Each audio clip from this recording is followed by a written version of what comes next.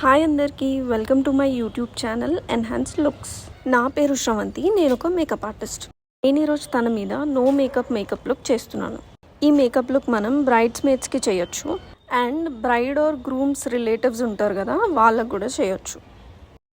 Makeup మేము first time try చేస్తున్నాం, మాకు చాలా లైట్ మేకప్ కావాలి అన్నప్పుడు ఈ లుక్ చేయొచ్చు.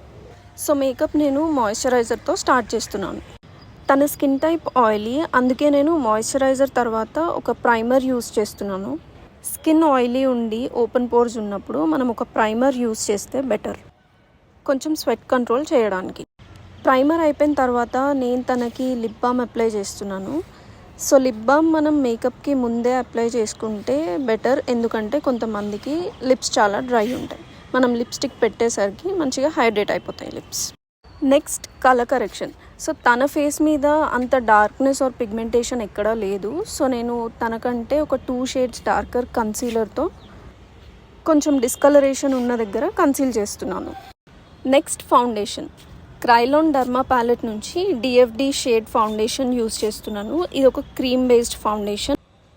ఈ ఫౌండేషన్ ఆయిలీ స్కిన్ టైప్ వాళ్ళకి ఇది బెస్ట్ అని చెప్పొచ్చు అండ్ ఇది చాలా లాంగ్ లాస్టింగ్ కూడా ఉంటుంది.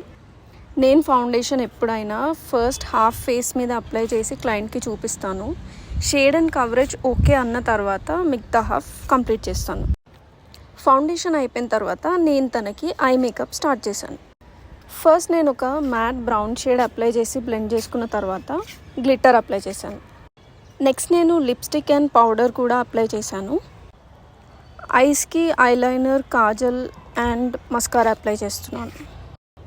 అంతే, this is her final look. Makeup చేసుకునే ముందు షీ వాజ్ వెరీ స్కేర్డ్. నేను ఫస్ట్ టైం చేసుకుంటున్నా, నాకు అస్సలు బాగుండదేమో అని, but she was very happy with the look.